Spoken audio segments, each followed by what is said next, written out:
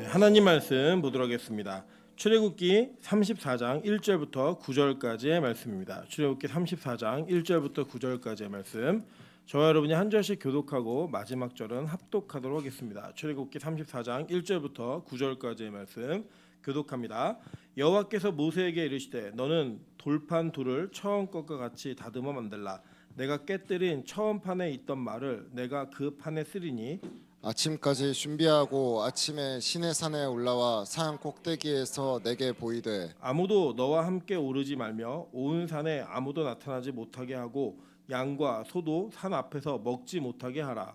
모세가 돌판 둘을 처음 것 같이 깎아 만들고 아침에 일찍이 일어나 그 두 돌판을 손에 들고 여호와의 명령대로 시내산에 올라가니 여호와께서 구름 가운데 강림하사 그와 함께 거기 서서 여호와의 이름을 선포하실세. 여호와께서 그의 앞으로 지나시며 선포하시되 여호와라 여호와라 자비롭고 은혜롭고 노하기를 더디하고 인자와 진실이 많은 하나님이라. 인자를 천대까지 베풀며 악과 과실과 죄를 용서하리라. 그러나 벌은 면제하지는 아니하고 아버지의 악행을 자손 3, 4대까지 보응하리라. 모세가 급히 땅에 엎드리며 경배하며 합독합니다. 이르되 주여 내가 주께 은총을 입었거든 원하건대 주는 우리와 동행하옵소서. 이는 목이 뻣뻣한 백성이니이다. 우리의 악과 죄를 사하시고 우리를 주의 기업으로 삼으소서. 아멘. 네, 우리 주변에 있는 분들에게 이렇게 한번 인사하도록 하겠습니다. 당신을 만날 생각에 떨려서 잠이 안 왔습니다. 네, 원래 그래서 잠이 안 오는 게 아니고 원래는 더워서 잠이 안 왔는데 그렇게 우리가 포장하면서 서로를 또 속이고 또 그 속임 속에 기쁨을 누리시는 은혜가 있기를 소망합니다. 뭐 그런 건 거짓말이 아니라 그 예의라고 하는 겁니다. 예의라고. 우리 앞뒤로도 한번 인사하겠습니다. 당신 보고 싶어서 미치는 줄 알았습니다. 네, 꼭 그런 교회 되시기를 주님의 이름으로 축원합니다. 네, 오늘은 출애굽기 34장 1절부터 9절까지의 말씀을 가지고 재계약이라는 제목으로 하나님 말씀 증거하도록 하겠습니다. 우리 보통 이제 운동 선수들을 보면 일정 기간 동안에 계약을 하더라고요. 그러니까 뭐 1년 계약, 2년 계약, 3년 계약. 뭐 크게는 잘하는 선수들이나 가치가 높은 선수들은 단연 계약을 통해서 자기의 몸값을 충분히 누리는 것들을 발견하게 됩니다. 뭐 최근에 저희 아내가 그 소속사랑 계약을 했어요. 근데 이 동아 형제랑 같은 소속사로 계약을 했는데 제가 계약 조건을 저한테 좀 검토해 달라고 하고 검토해 주는데 이 사장이 미쳤더라고요. 어떻게 계약 조건을 했냐면 아티스트가 음반을 내고 싶을 때까지가 계약 기간이에요. 네, 이게 저는 뭘 보고 그러는지 저희 아내도 자기가 처녀였으면 자기를 좋아해서 이런 계약을 맺는 거 아닌가 이런 생각이 들 정도로 유리한 계약을 하더라는 거예요. 저희 아내는 이제 소속사 계약을 3번째 하는 것 같은데 이 두 번째까지 이렇게 할 때 첫 번째 계약은 거의 사기 당하듯 계약을 한 것 같아요. 두 번째 계약을 할 때는 본인이 너무 많은 조건을 걸었어요. 뭐 밤일은 안 나간다, 성형수술은 하지 않는다. 그래가지고 그 계약 조건 거는 바람에 나중에 굉장히 후회를 많이 했다라는. 성형은 좀 해결해달라고 해갖고 고치고 싶을 때 고칠 수 있었는데 이 조건을 하는 바람에 못 고쳤다 이런 얘기를 하는 걸 제가 들었습니다. 사람이 어떤 계약을 맺을 때 양자간에 이것이 공정한 계약인가 아니면 불공정한 계약인가 이 과정을 통해서 이건 참 잘한 거야 내지는 이건 참 못한 거야 이건 다시 바꿔야 돼 여러 가지들을 얘기를 합니다. 그런데 문제는 한 번 맺은 계약은 그렇게 쉽게 파기하기가 어렵다라는 거예요. 공정한 계약은 공정한 계약대로 파기하기가 힘들고요. 내가 불합리한 계약을 맺었을 때는 누군 유리한 거예요? 상대방은 유리한 거죠. 근데 그 유리한 사람이 그 조건을 포기할 리가 만무하더라는 거예요. 그리고 여러분 아시겠지만 우리가 뭐 집을 계약하거나 어떤 물건을 살 때에도 계약서에 도장을 찍거나 그 계약서에 자기가 사인하는 순간 어떤 일이 벌어지는 거예요? 이 계약에 종속되어진 일들이 벌어져서 이것을 쉽게 바꾸거나 변화시킬 수 없는 이것이 그 구속력을 갖게 되더라는 겁니다. 그래서 어떤 계약을 맺을 때는 신중해야 된다, 그냥 막 맺어야 된다. 신중해야 된다라는 게 아주 일반적인 우리의 상식입니다. 성경은 하나님께서 이 이스라엘 백성들을 구원하시면서 일종의 불합리한 계약을 맺으셨어요. 왜 불합리한 계약인지 한번 잘 들어보세요. 하나님은 공평하신 분이에요. 그죠? 하나님은 사랑 많으신 분이고 하나님은 인자하신 분입니다. 오늘 본문에 나와 있지만 그런데 이 계약 자체가 너무나 불공정해요. 하나님이 처음 이스라엘 백성들과 조문으로 맺은 계약은 십계명입니다. 근데 이 십계명은 우리 인간이 지킬 수 있는 계약이다, 지킬 수 없는 계약이다. 지킬 수 없는 계약이라는 거예요. 여러분 특별히 이 계약은 신약으로 넘어오면 조금 더 단호하고 엄격한 계약 조건을 갖추게 됩니다. 우리가 알다시피 어떤 계약은 전제를 갖고 그 밑에 세부적인 사항들을 자세하게 기록을 합니다. 그래서 특정한 상황이 발생했을 때 이것이 이 계약에 어떻게 적용이 되는가를 우리가 상세하게 얘기합니다. 그래서 여러분 잘 아시는 것처럼 그 상수를 가지고 있는 나쁜 의도를 가진 사람들이 큰 계약 조건을 위에다 걸어놓고 아주 불리한 건 조그맣게 만들어서 읽지도 못하는 글자 크기로 계약 조건을 넣는 경우도 상당히 많이 우리가 실제 생활에서 보기도 합니다. 그런데 예수님이 이 땅에 오셔서 구약의 10계명의 계약 조건을 우리에게 다시금 적용시키고 재해석을 해주셨는데 그 계약 조건을 보니까 너무하더라는 거예요. 왜 너무했느냐? 우리가 남 미워할 수 있어요, 없어요? 있잖아요, 그죠? 예, 나한테 말 예쁘게 하는 사람은 좋지만 예쁘지 않게 하는 사람 미워요, 예뻐요?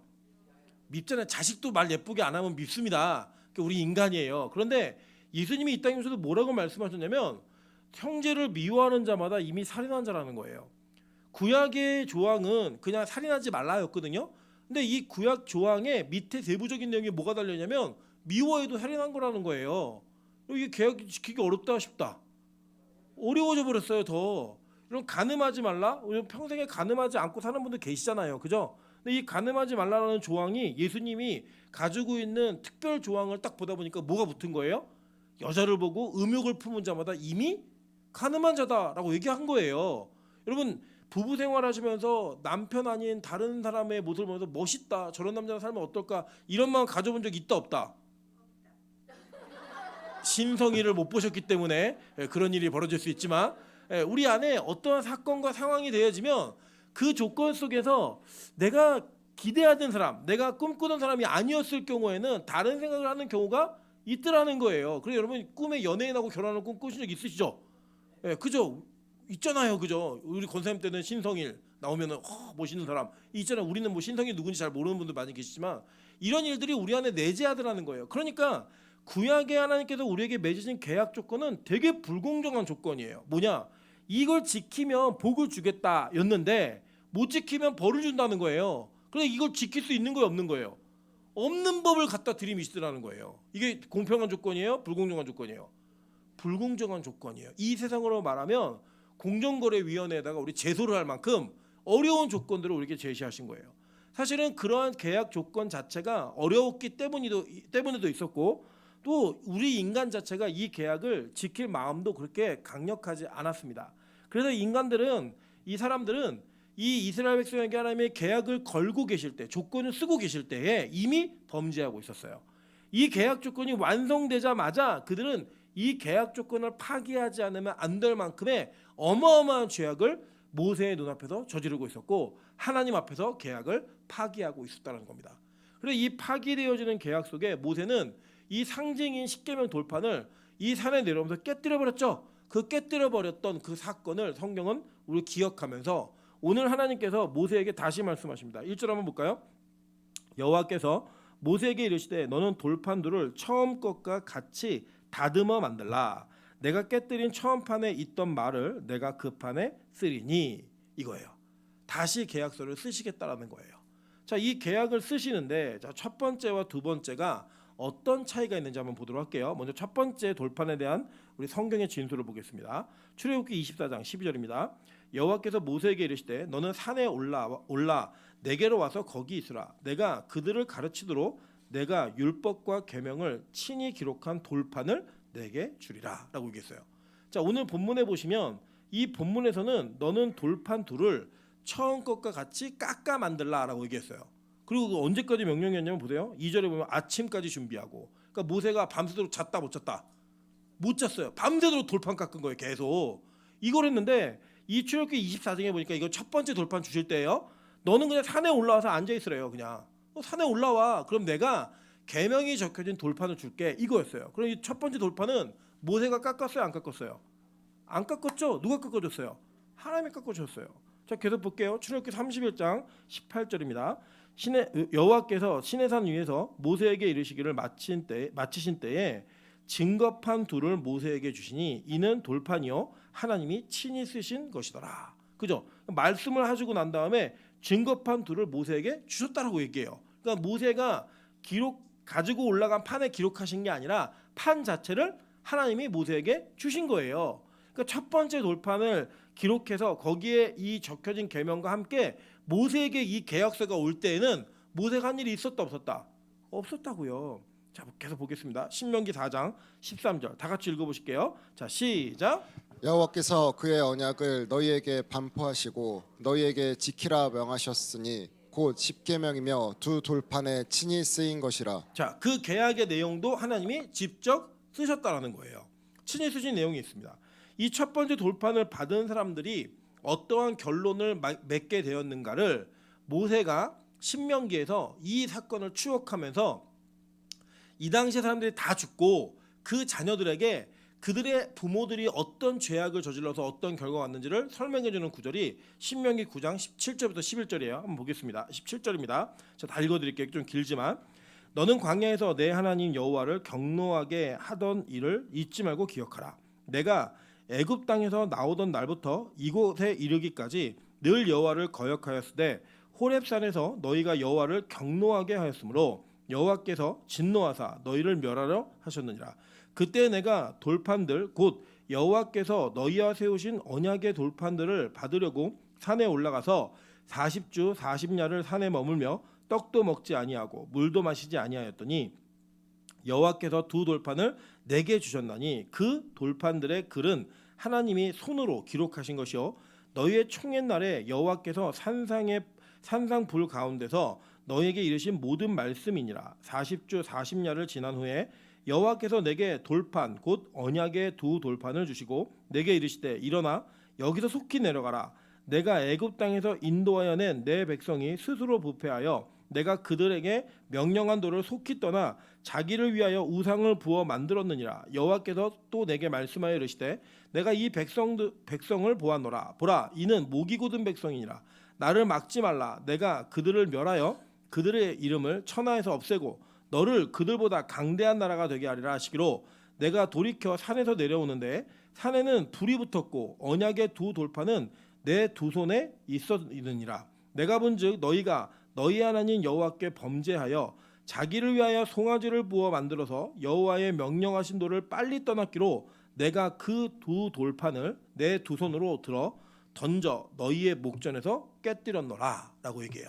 자, 그러니까 이 첫 번째 하나님이 직접 깎으신 돌판과 직접 글을 쓰신 그 계약서인 돌판은 언약의 두 돌판은 누가 깨뜨렸어요?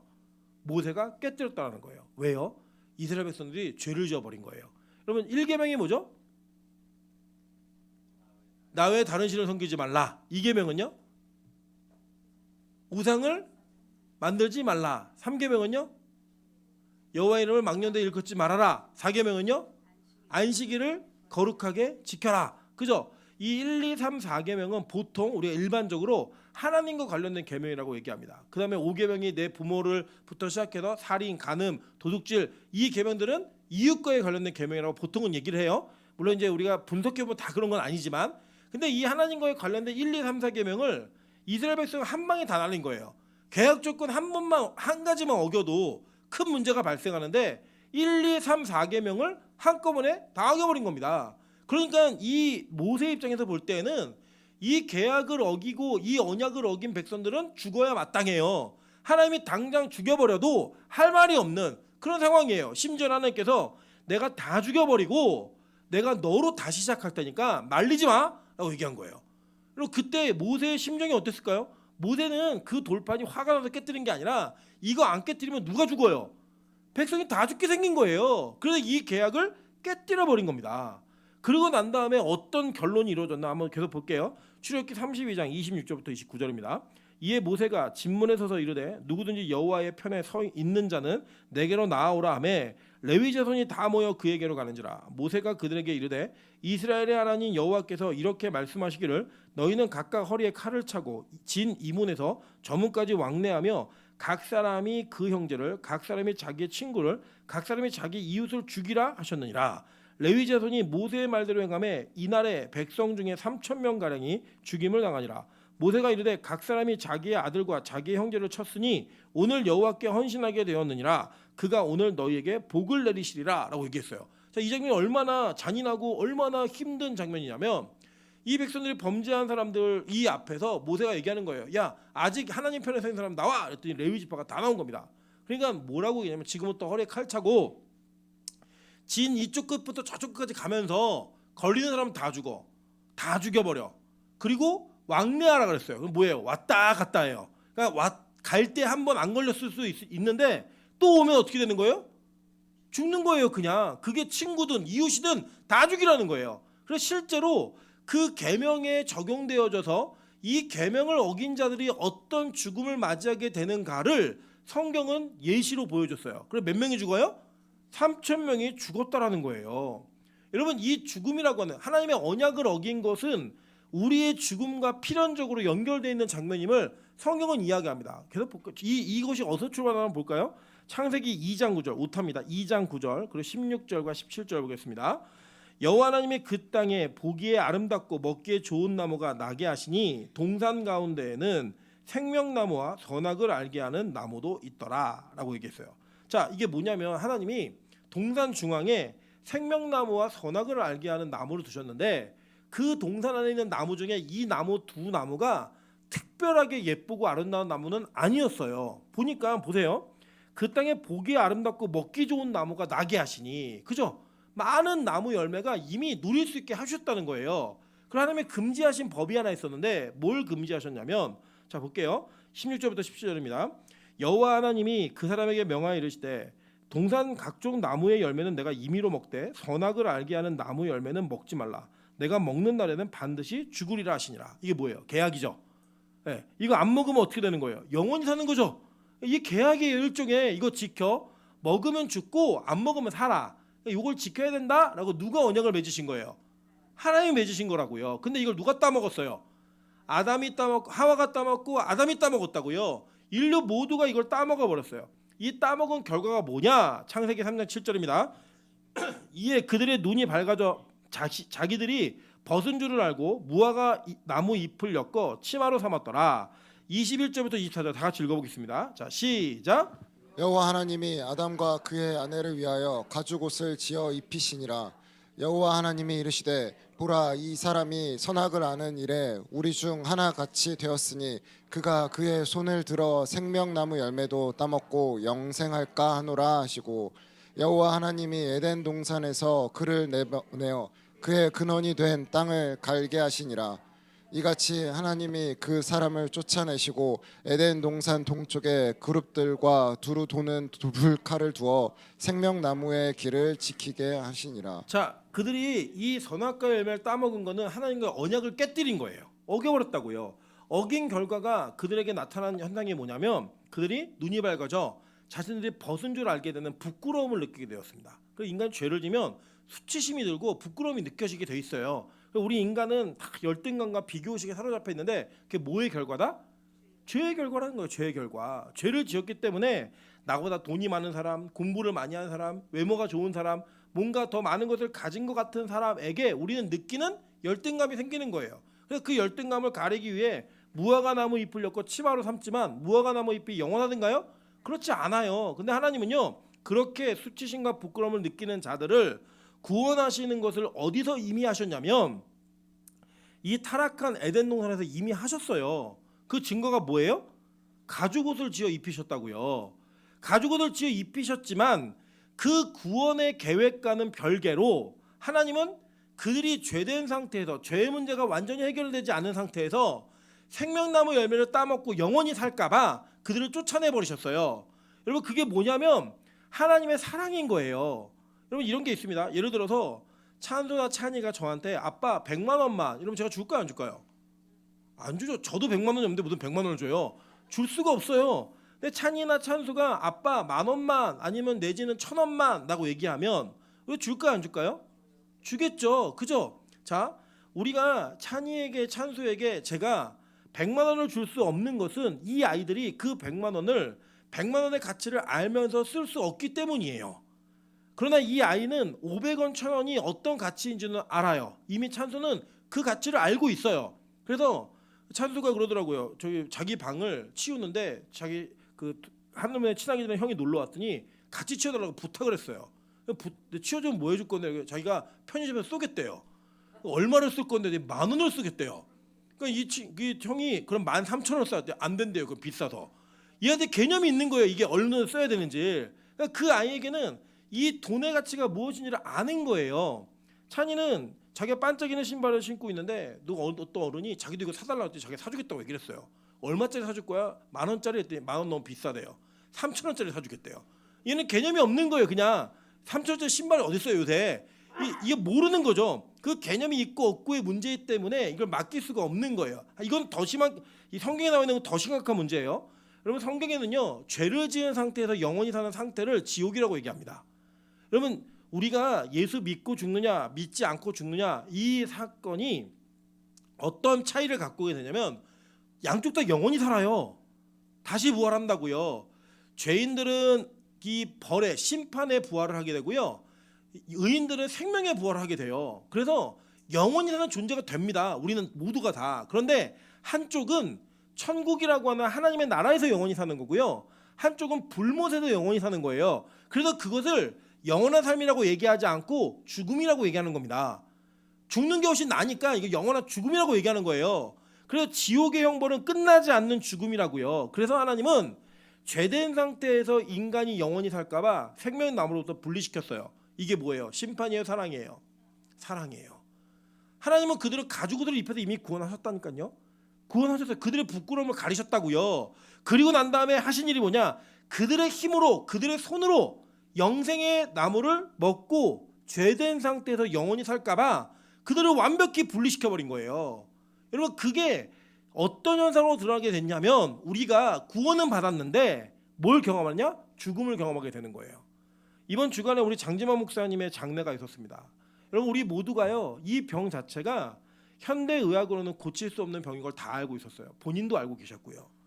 그리고 그 죽음 앞에서 얼마나 우리 인간이 무력한지 우리는 여실히 보았습니다. 우리랑 같이 문자하고 교제하고 예배하면서 손을 잡았던 그 몇 시간 안 되는 순간 동안에 죽음이라고 하는 그 거대한 힘이 엄습해 오면 어느 누구도 어쩔 수 없는 거예요. 여러분 이 땅에서 살아가는 사람들 모두가 단지 이 땅에서 1년, 2년, 10년, 20년, 30년 더 사느냐 덜 사느냐의 그 싸움을 하는 거 문제지 영원히 사는 존재는 없습니다. 다 죽어요. 그 죽음 앞에 무력한 자로 보일 수밖에 없는 현실적 문제가 있더라는 거예요. 왜냐? 이 죽음이라고 하는 이 힘을 하나님께서는 우리 힘으로 넘지 못하게 하셨어요. 여러분 의학이 발달해서 영원히 산다? 꿈 같은 얘기 하지 마세요. 없는 일이에요. 그 일은 하나님이 우리의 손으로 영원한 생명나무 열매를 따먹는 걸 허락했다 안 했다? 안 했다고요. 다만 우리의 구원은 이루어져요 안 이루어져요? 이루어져요. 그리스도로 옷 입는 일들이 그 일이라고요. 이루어져요. 그런데 우리는 죽어요 안 죽어요? 죽어요. 왜냐? 우리는 첫 번째 하나님의 언약, 그 첫 번째 계명을 어긴 결과로 인해 이 죽음이라고 하는 그 거대한 죄의 결과 앞에서 아무도 힘쓰지 못하고 다 죽을 수밖에 없다라는 거예요. 한번 볼까요? 자, 로마서 3장 19절부터 20절입니다. 우리가 알거니와 무릇 율법이 말하는 바는 율법 아래에 있는 자들에게 말하는 것이니 이는 모든 입을 막고 온 세상으로 하나님의 심판 아래에 있게 하려 함이라라고 얘기해요. 자, 이게 뭐냐면 율법 자체가 뭐냐? 이미 너희들이 어떤 말도 할 수 없게 만든다는 거예요. 여러분 이런 게 있습니다. 저는 기본적으로 이렇게 어떤 저희 가족들과의 관계 속에서 말싸움하면 잘 지지를 않아요. 왜 안 지냐면 저는 보이는 대로 말하지 않아요. 저는 항상 이게 뭘까 이렇게 담아놔요. 그리고 그걸 안 잊어버려요. 잘 기억을 해요. 항상. 저도 이제 왜 그런지 모르겠지만 기억이 나요. 그냥 생각 잊어버리지 않고 기억이 나요. 그래서 저는 누적돼 있어요. 어떤 말을 하기 시작하면 그 사건 속에 내가 말을 해야겠다 이걸. 그 말하기 시작하면 저는 잘 지지를 않아요. 왜 안 지냐면 말 안 하고 쌓아놓은 게 너무 많기 때문이에요. 그래서 이 말을 하면 상대가 어떤 사건을 갖고 얘기하면 저 그 사건 속에서 지지 않아요. 왜냐? 그 뒤에 누적되는 게 너무 많기 때문에 이거 다 꺼내면 이길 사람이 별로 없더라고요. 저를. 그래서 이게 뭐냐? 물론 이제 용서 안 하고 그런 개념이 아니에요. 잘 보시면 뭐냐면 율법의 조항 자체가 우리가 지킬 수 없는 것들이 너무 많아요 진짜. 그래서 여러분이 이거 하나를 피해가도 저게 걸리고 저걸 피해가도 요거에 걸려요. 어쩔 수 없다고요. 왜 그렇게 하나님이 율법을 만드셨고 우리에게 명령하시는가? 다른 게 아니라 이 율법이 말하는 바는 모든 사람들이 율법 아래에서 심판받을 자라는 걸 증명하는 거라는 거예요. 율법의 기능이 뭐냐면 걸리려고 만든 거예요. 죽으려고 만든 거라고요. 이 율법 자체가 우리에게 적용이 되어지고 여러분의 선포가 되어지면 아 나는 죽을 수밖에 없는 죄인이구나. 이것을 부정할 자가 아무도 없게 만든다는 거예요. 여러분 가끔씩 교회에 처음 오시는 분들이나 예수님을 아직 모르는 분들 가운데 자신이 죄인이라는 것을 인정하는 걸 되게 힘들어하는 분들이 계세요. 내가 뭘 그 대단한 죄를 지었다고? 나는 그렇게 죄를 짓지 않았는데. 그리고 그렇게 나름대로 선하고 착하게 살기로 노력한 분들은요, 또 죄를 지은 사람들에 대한 경멸감과 그들에 대한 우월감이 너무나 강해요. 그래서 뭐 죄 지은 사람들과 같이 안 하려고 그래요. 저딴 인간이랑 내가 같이 밥을 먹어? 저런 인간은 쓰레기야. 인간도 아니야. 이런 생각들이 있어요. 특별히 이런 것들이 오랜 시간 동안 신앙생활을 하신 분들에게 더 많이 드러나요. 왜냐?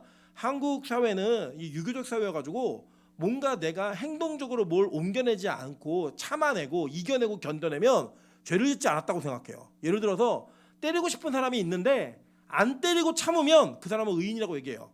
이 세상의 윤리와 도덕은 그래요. 내가 뭔가 훔치고 싶은 물건이 있는데 안 훔치고 참아내면 그것을 이 사람은 괜찮은 사람이라고 얘기한다고요. 율법, 이게 이 땅의 도덕과 윤리는 그래요. 그래서 도덕과 윤리적 기준으로 딱 적용하면 아 나는 의인이야, 난 별로 죄 짓지 않았어라고 말할 만한 사람들이 이 자리도 있다고요. 계시다고요. 잘 사신 분들이에요. 근데 문제는 뭐냐?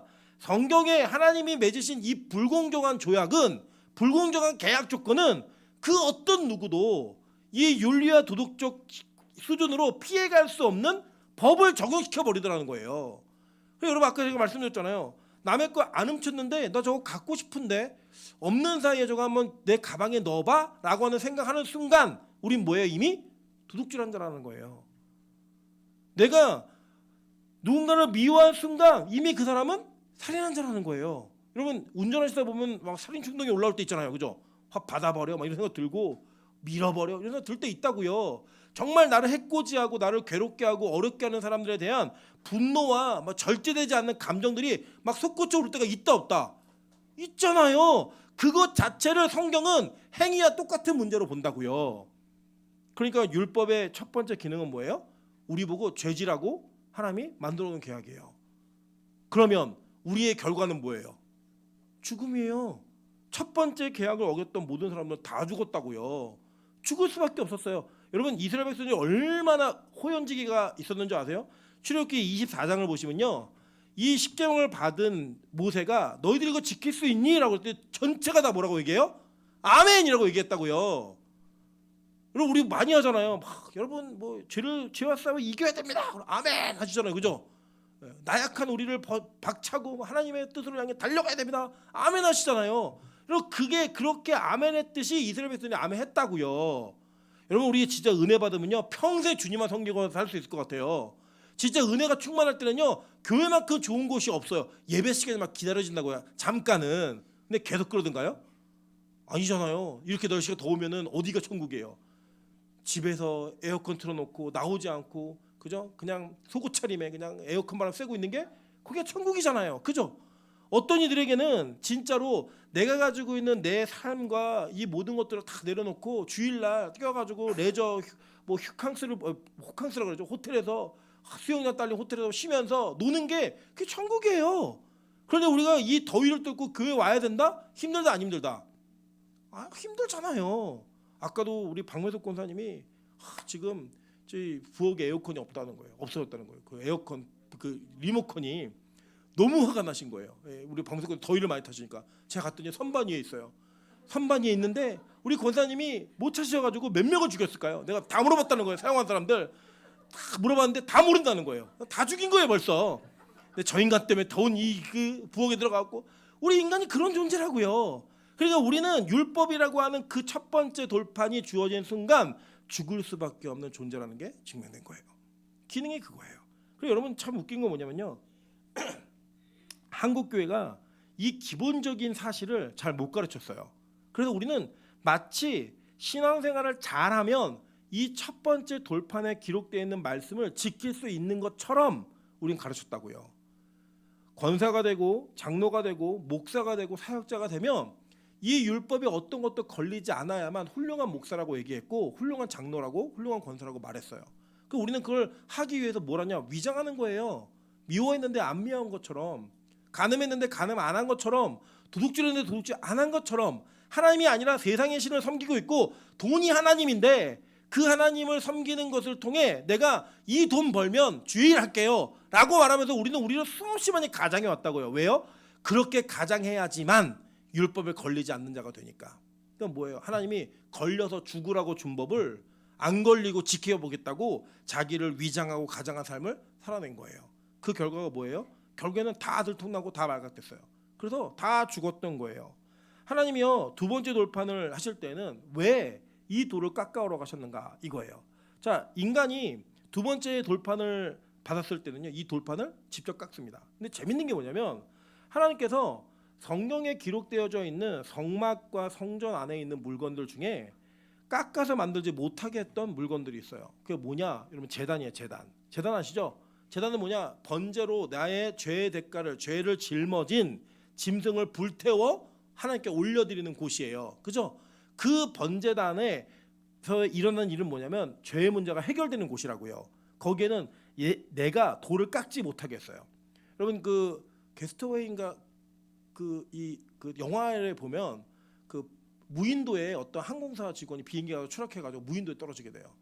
이 무인도에 떨어져가지고 불을 피우는데 어떻게 피우냐면 이 불을 내려고 막 나무에다가 이거 막 비비고 막 여러 가지 일도 합니다. 막 계속 비비고 안 되니까 막 손이 터지고 막 이랬는데도 막 도전을 해요. 그 뭐냐면 그 당시에 불은 어떻게 해야지 붙냐면 인간이 열심히 노력해야지만 붙는 거예요, 불이. 그런데 이 성전 안에서 성막 안에 쓰는 불은 어디서부터 내려왔어요? 하늘로부터 내려왔죠. 이 불은 누가 주는 불이에요? 하나님이 주는 불이었다고. 내 노력이 들어간 불이 아니었다고요. 이 죄 문제가 해결되는 그 곳에는 사람의 노력으로 깎은 돌을 넣지 못하겠어요. 사람의 노력으로 붙인 불을 쓰지 못하겠다고요. 왜요? 우리가 생명나무 열매를 손으로 들어 따먹는 열매가 아니기 때문이에요. 온전히 하늘로부터 오는 것이기 때문이에요. 인간들이 이걸 잘 이해를 못하니까 하나님이 두 번째 돌판을 줄 때는 너네 돌 깎아와라고 얘기했어요. 이거 뭐예요? 우리의 노력이 들어가 안 들어가요?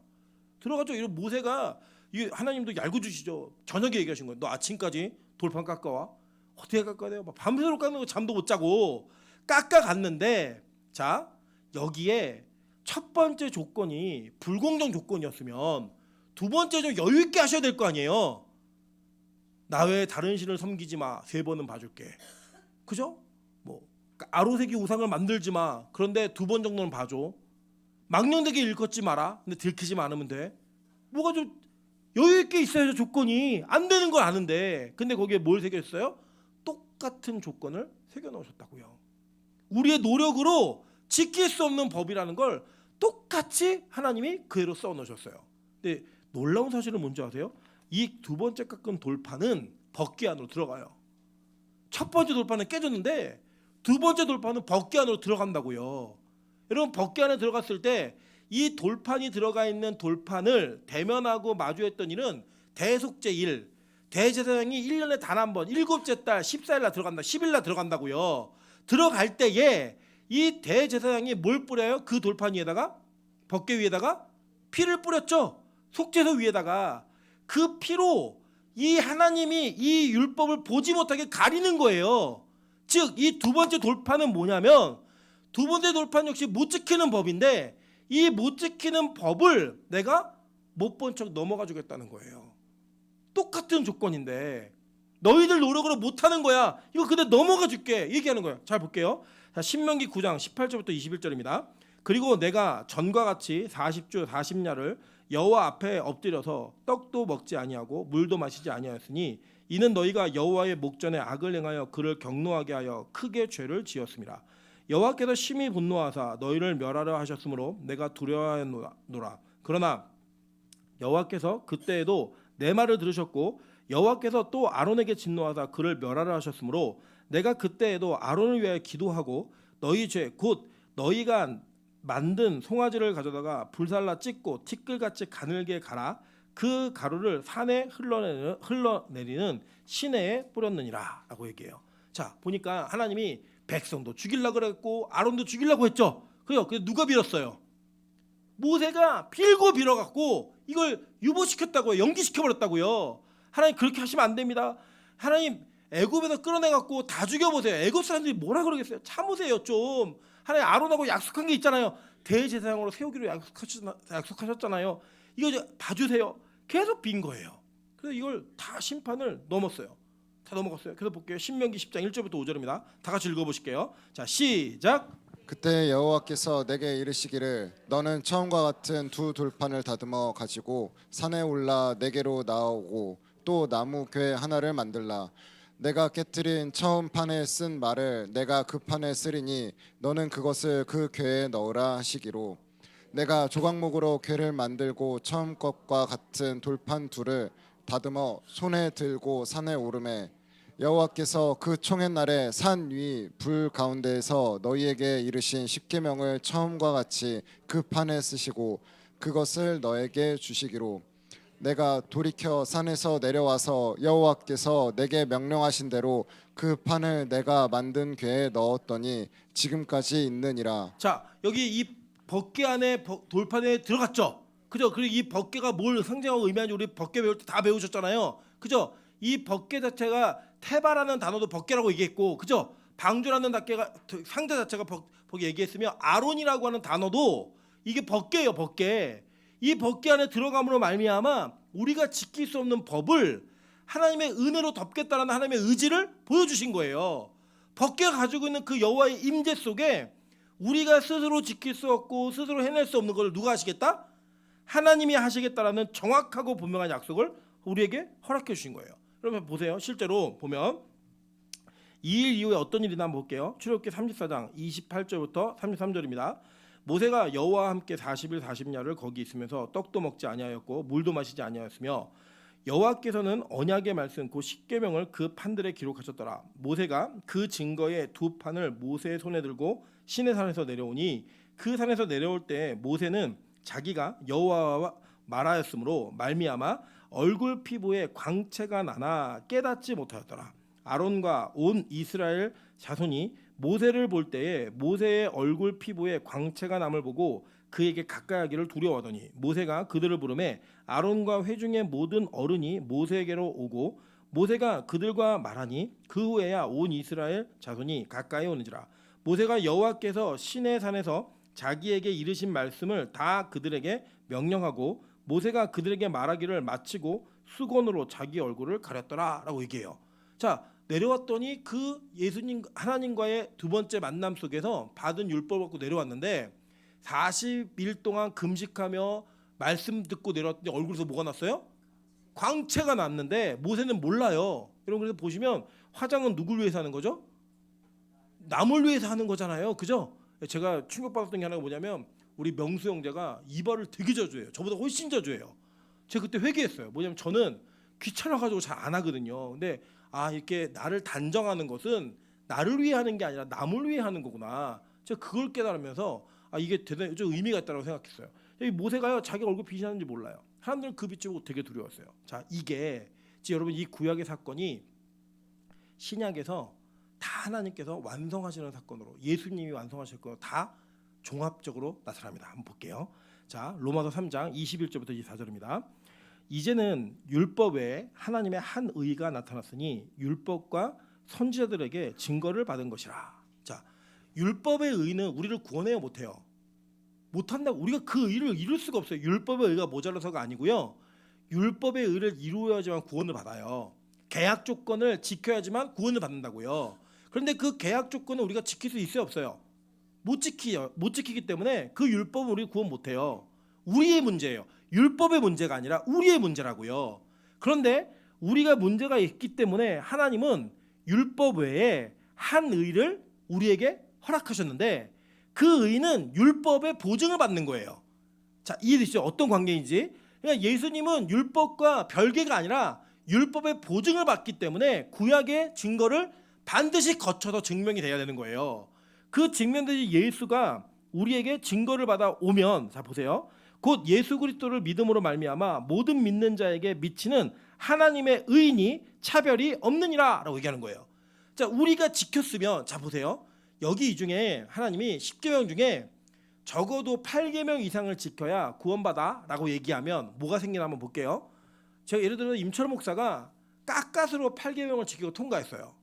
그랬는데 김희연 집사가 10계명을 다 지켜서 통과된 거예요. 그럼 처음부터 뭐가 발생해요?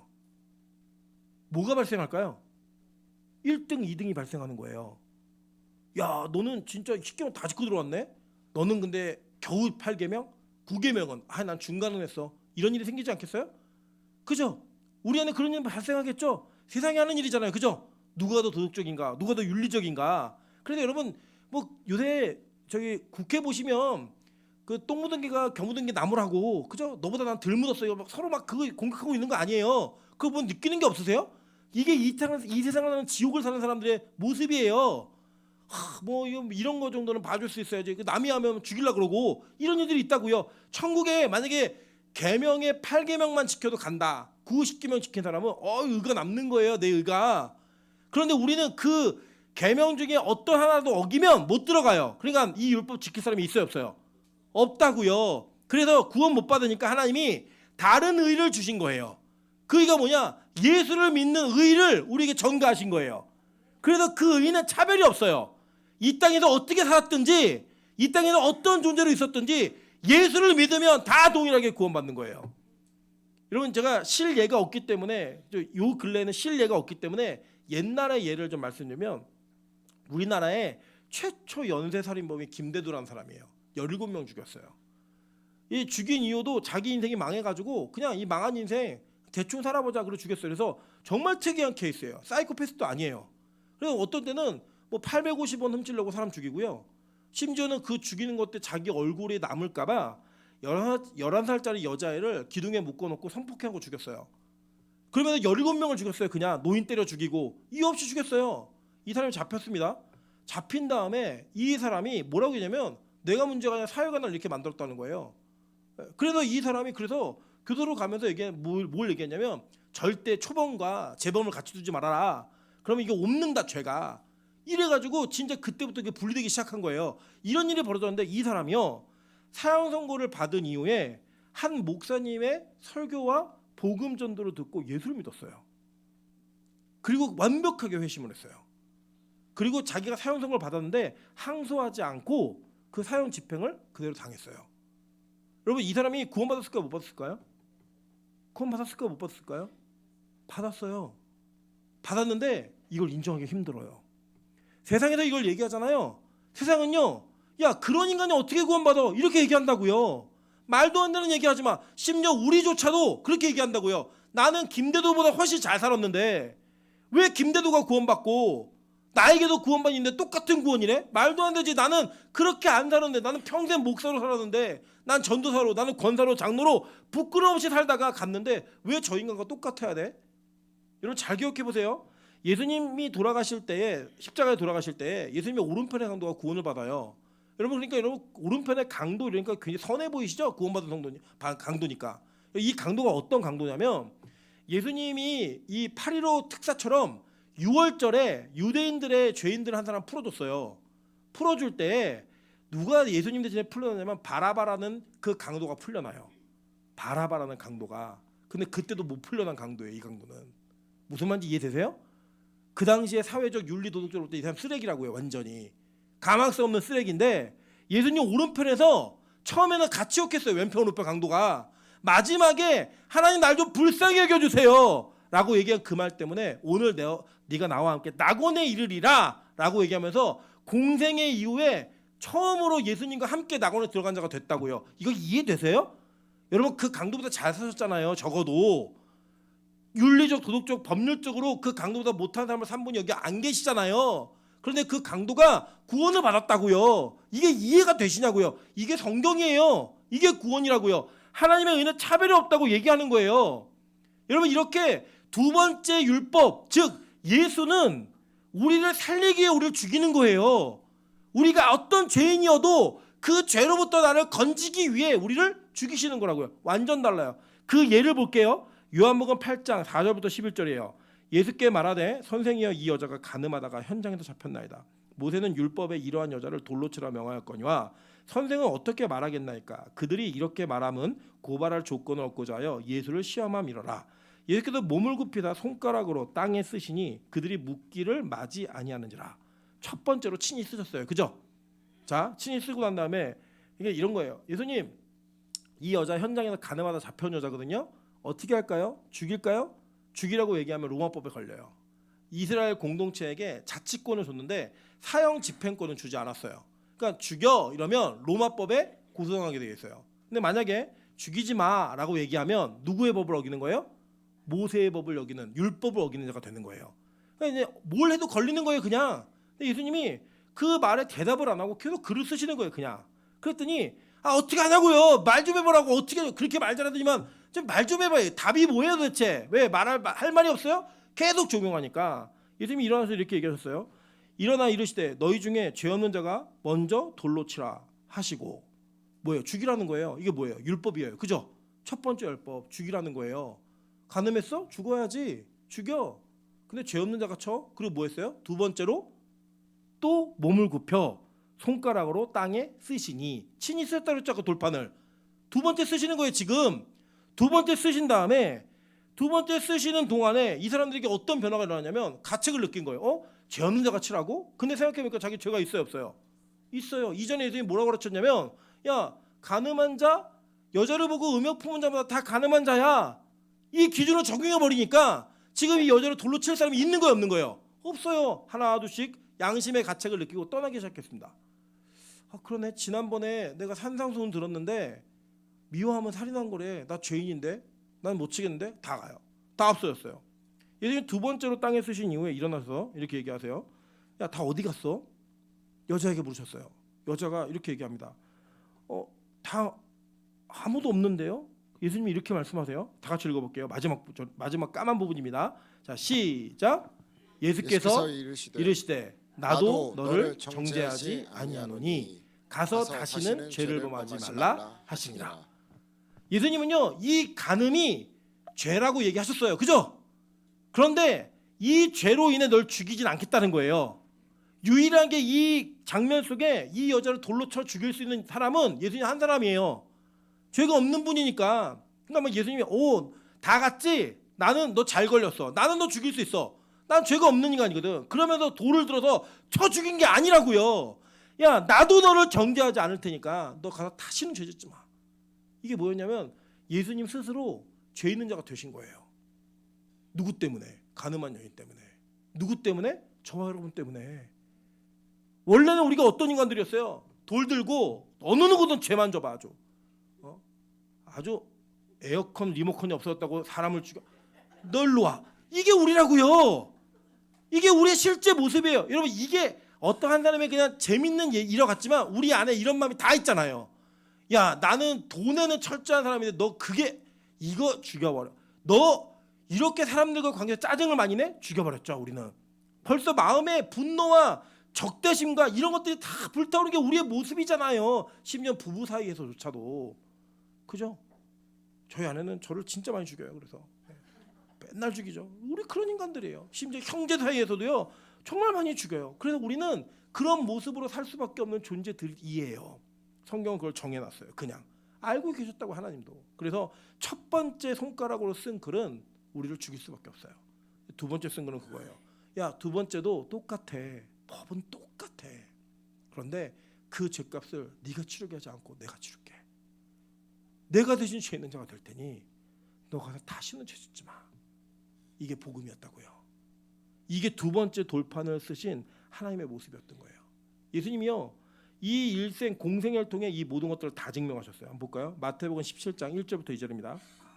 엿새 후에 예수께서 베드로와 야고보와 그 형제 요한을 데리시고 따로 높은 산에 올라가셨더니 그들 앞에서 변형되사 그 얼굴이 해같이 빛나며 옷이 빛과 같이 희어졌더라. 똑같은 사건이에요. 마가복음 9장 2절부터 4절입니다. 엿새 후에 예수께서 베드로와 야고보와 요한을 데리시고 따로 높은 산에 올라가셨더니 그들 앞에서 변형되사 그 옷이 광채가 나며 세상에서 빨래하는 자가 그렇게 희게 할 수 없을 만큼 매우 희어졌더라. 이에 엘리야가 모세와 함께 그들에게 나타나 예수와 더불어 말하거늘. 두 번째 율법을 받고 내려온 모세가, 그죠? 모세가 얼굴이 빛났죠. 그죠? 그 장면을, 그리고 수건으로 그걸 가렸잖아요. 그 장면을 예수님이 그대로 재현하신 거예요. 산에 올라가셔서 누구에게? 제자들에게 보이신 거예요. 그리고 그 예수가 두 번째 돌판임을 그대로 증명하는 거예요. 왜? 예수님 자체가 말씀이니까. 그 말씀, 예수가 오면 우리 죽어야 돼요. 다 심판하면. 근데 그 심판하시는 예수께서 우리의 죄를 덮으시고 못 본 척하시고 간과하심으로 말미암아 우리의 노력, 돌로 깎는 거로는 지킬 수 없는 그 법을 하나님께서 적용하지 않으시고 넘어가시겠다는 거예요.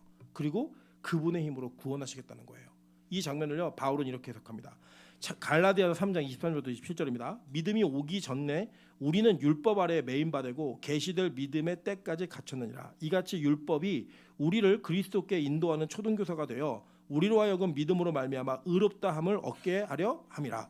믿음이 온 후로는 우리가 초등교사 아래에 있지 아니하도다. 너희가 다 믿음으로 말미암아 그리스도 예수 안에서 하나님의 아들이 되었으니 누구든지 그리스도와 합하기 위하여 세례를 받는 자는 그리스도로 옷 입었느니라.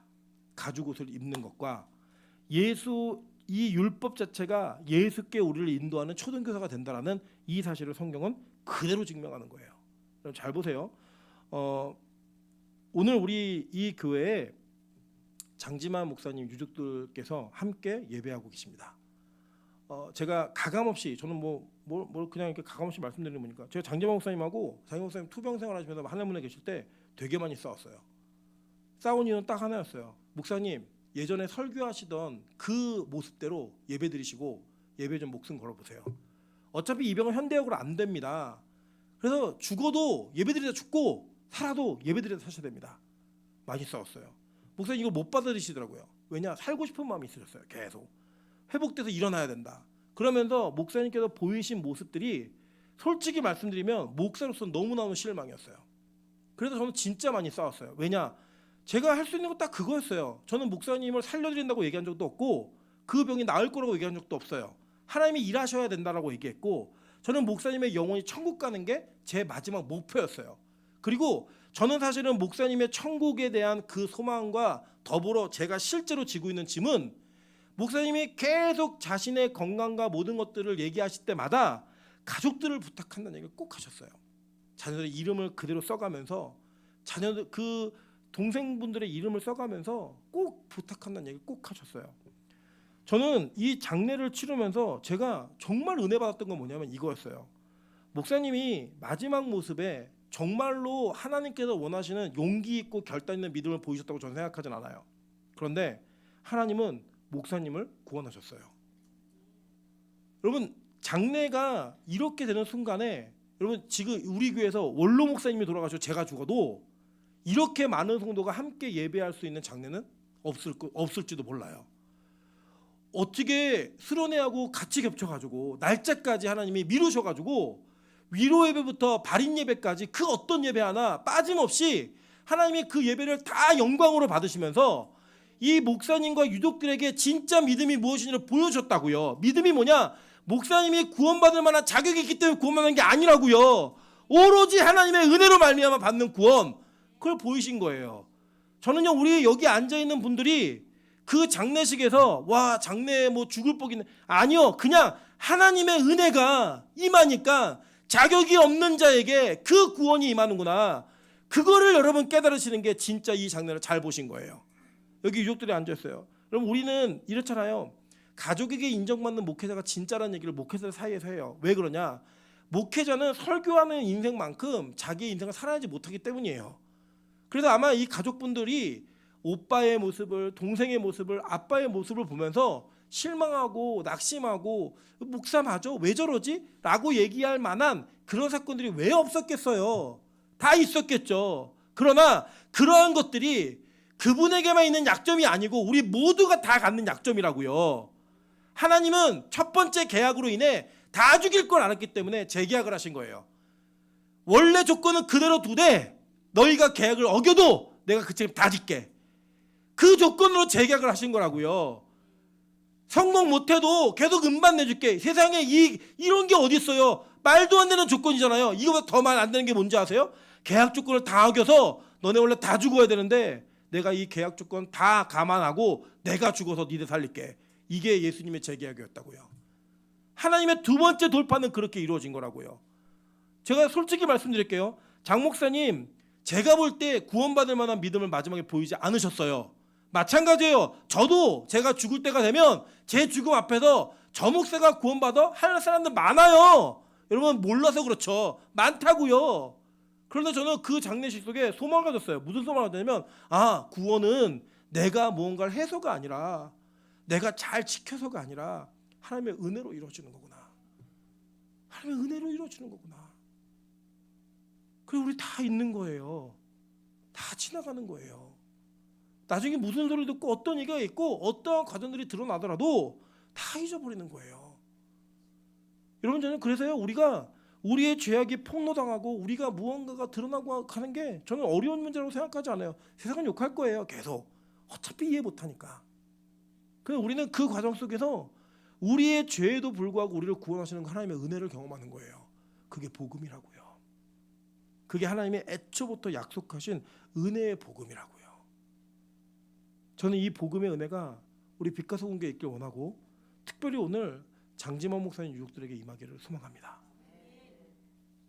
그게 진짜 큰 위로가 되셔야 되는 거예요. 목사님이 마지막 가시는 그 길에 우리 다 섭섭하고 아쉽고 이런 거 다 있죠.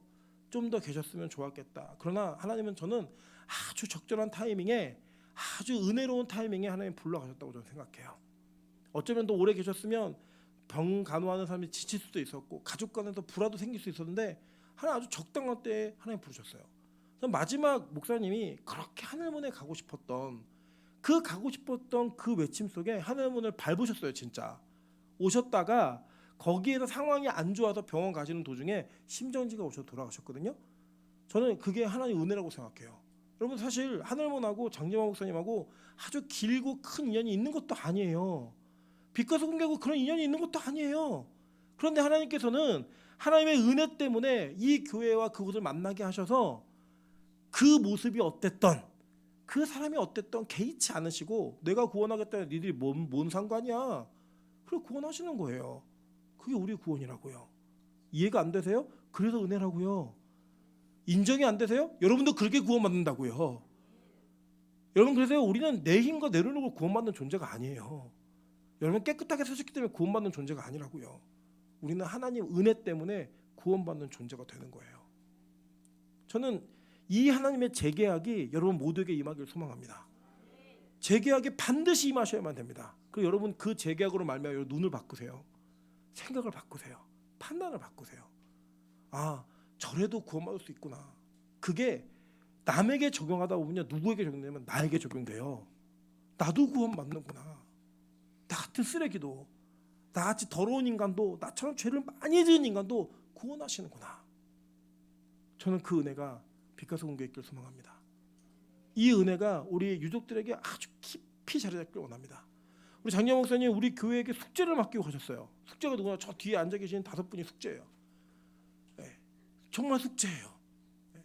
제가 들었던 이야기 중에 한 감사했던 얘기는 이거예요. 우리 장영민 성도님이 이렇게 말씀하시더라고요. 자기가 태어나서 처음으로 다니고 싶은 교회를 만났대요. 다니고 싶은 교회를 만났대요. 우리 누님께서 집이 좀 멋이고 방이동이세요. 근데 제가 방이동 출신이잖아요. 방이동 출신이어가지고 이 출신이 또 맞다 보니까 열심히 노력해서 와보시겠대요. 우리 장지민 성도님도 주일날 이게 바쁘셔갖고 예배드리는 게 힘드신데, 저는 저 네 분 중에 장지민 성도님 제일 저는 오시면 좋아요. 저는 그 마음에 좀 가는 마음이 있거든요. 우리 솔빈이는 또 캐나다로 가야 돼요.